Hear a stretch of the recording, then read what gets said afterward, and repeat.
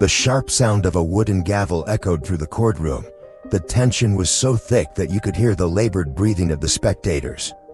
Amara Johnson, the black woman once praised as the brain behind groundbreaking tech innovations, stood silently at the podium.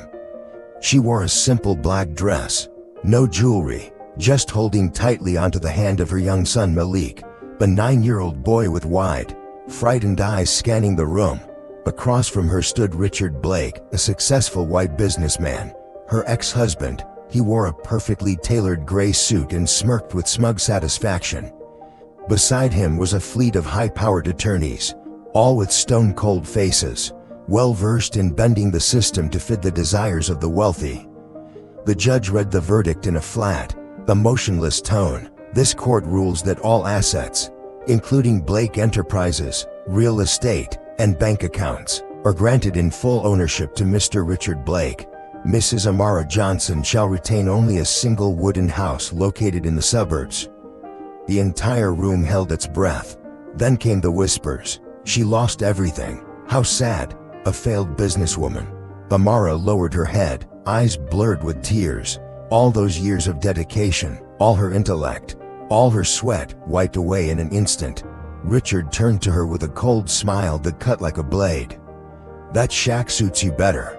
A businesswoman. Stop dreaming. His quiet laugh rumbled in his throat, dragging the crowd's gaze with it, a mixture of pity and triumph. To them, Amara had been utterly destroyed, but no one saw it. In that very moment, in the tear-filled eyes of Amara, a tiny flicker of light still burned, a flicker strong enough to ignite every prejudice and injustice in its path. Amara Johnson was not born into luxury. She grew up in a cramped, low-income neighborhood where people would often say, for a black girl, the best you can hope for is to become a nurse or some underpaid clerk. But Amara refused to accept the fate society had written for her. From a young age, she was obsessed with technology. She would take apart old computers that neighbors threw away and rebuild them. With a scholarship, she made it to college, where she met Richard Blake, a sharp-looking student with burning ambition. Back then, she loved him sincerely, believing that together, they could change the world. Years later, they co-founded Blake Enterprises. But on paper, everything from technology patents to company shares was under Richard's name. Amara had naively thought, we are husband and wife. There is no need to separate what's yours and mine. That trust turned her into nothing more than a shadow behind her husband. Now, after the divorce ruling, the name Amara in the business world was reduced to tabloid headlines. The failed wife, colleagues who once shared boardrooms with her turned their backs. The press hunted for photos of her and her son moving into a rundown wooden cabin, calling it a symbol of her fall from grace. Meanwhile, Richard basked in the spotlight. He attended lavish parties, toasted champagne under flashing lights, as if success was a gift reserved only for rich white men. To him, Amara was just a shadow that had been erased from the world of the elite. Everyone believed Amara had hit rock bottom, and that there was no way back up. The wooden house sat on the edge of a suburban forest. Rotting planks, a leaking roof, dusty windows. Anyone looking at it would see nothing but a wreck fit for someone who had lost everything. Amara led Malik through the creaky door. He held her hand tightly, his eyes full of worry. "Mom, are we really going to live here?" he asked. Amara knelt down and pulled him into a hug. In that moment, her small shoulders seemed to carry the weight of the entire world. But instead of despair, a faint smile tugged at the corner of her lips, a smile only Malik could see. That night, after her son had fallen asleep, Amara stepped onto a loose floorboard in the center of the room. With a practiced motion, she lifted it. A secret passageway appeared, a hidden basement no one, not even Richard, had ever known about. Below, the space was completely different, clean, well lit, and meticulously organized.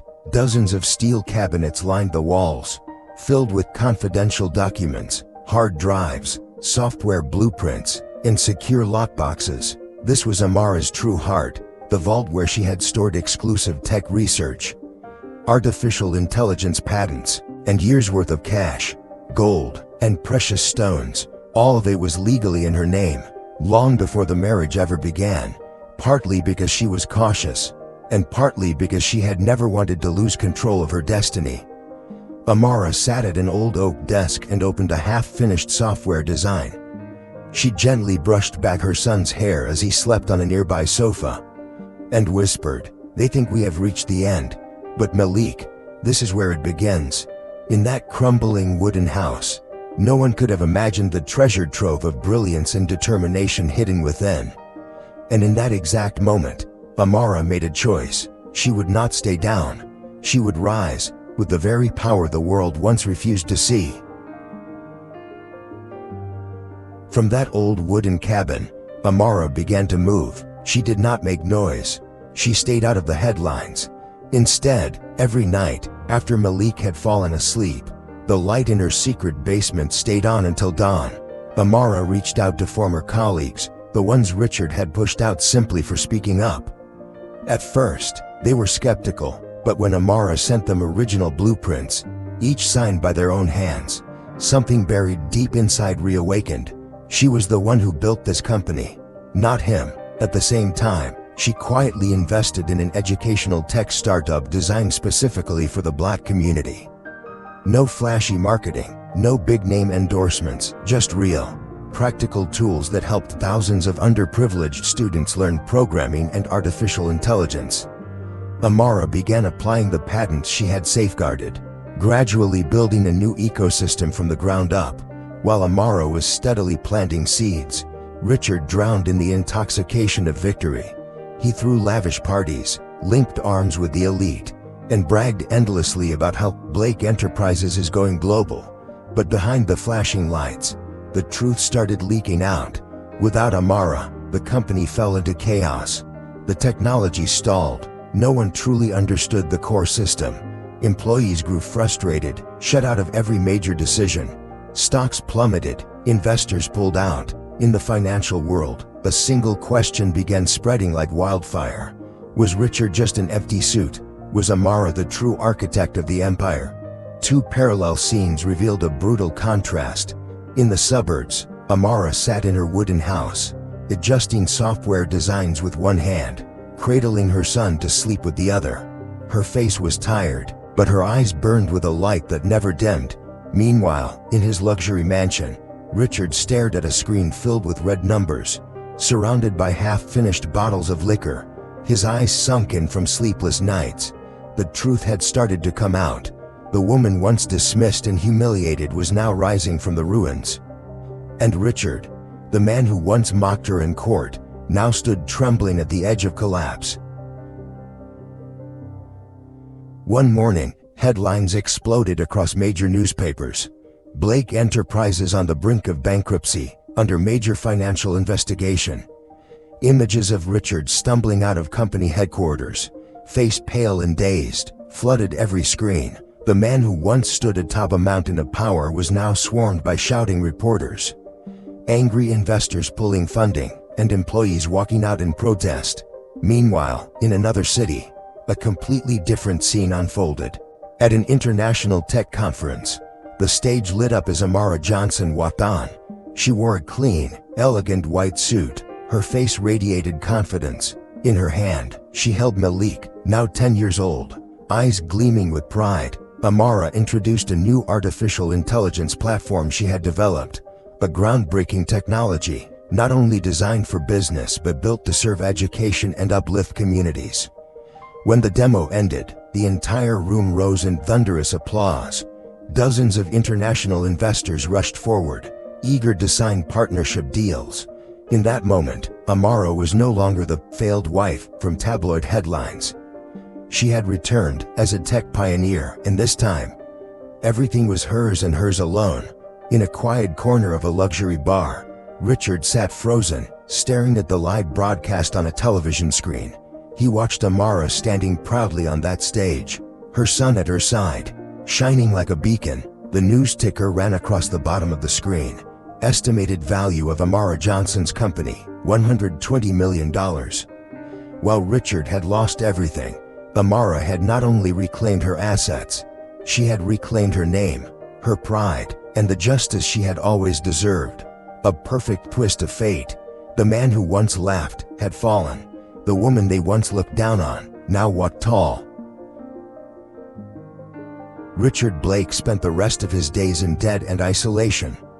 Those who once toasted champagne at his side now avoided him. The luxury mansion was repossessed by the bank. The man who once basked in flashing lights disappeared quietly from the business world. As for Amara Johnson, she did not just become a successful entrepreneur with a fortune worth $120 million.